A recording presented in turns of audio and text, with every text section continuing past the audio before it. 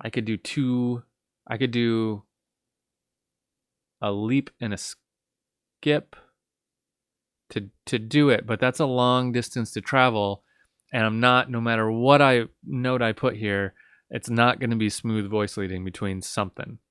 So what I ought to do is take a step backwards, see if I can get this note a little bit lower so that I can have a smoother voice leading line that gets me down to this D. This is why putting this note here earlier was nice, because I can kind of see where I need to end up. So I'd rather this note was a little bit lower. So what I could do is go down to a G here. That makes another interval of a tenth here, so a third. So we have 2/3 back to back. That's totally okay. Parallel thirds are allowed. Now I don't have contrary motion here. I do have parallel motion, but it's okay. I didn't break any rules. Remember, you can have not contrary motion. There are those 4 types of motion, right?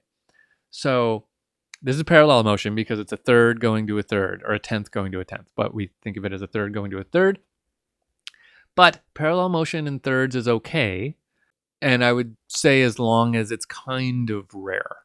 So this is the first note we've had, or the first interval we've had, that is not contrary motion. So I think we're in totally fine shape with it. We've just done it once. So I can be pretty content with that.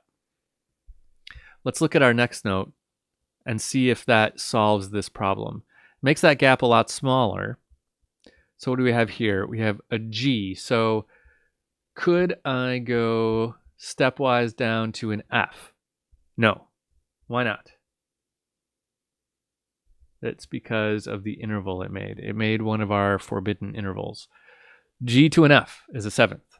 Can't have sevenths. Remember, we don't like sevenths or seconds. So that F isn't going to work. What if I did a skip here and went down to an E? G to an E, that's a sixth. That's okay. It's contrary motion.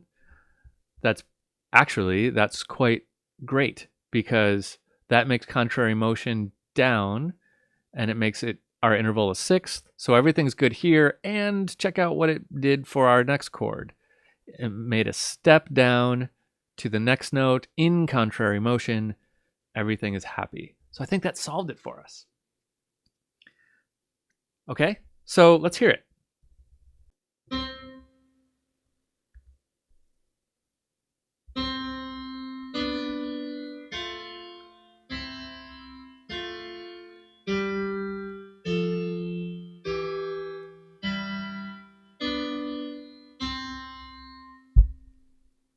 Okay, not bad. I think that's pretty good, actually.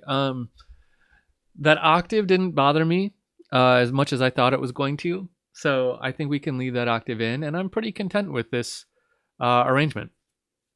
So there you go. That's the process. That's how I would walk through any piece.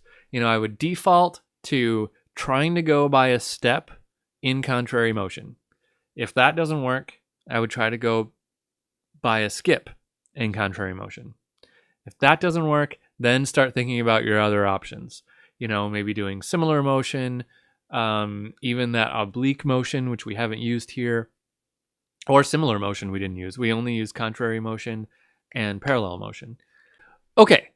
I got a couple more videos on this topic. Up next, let me talk to you quick about a book that I love of these called the Riemann Schneider in the next video.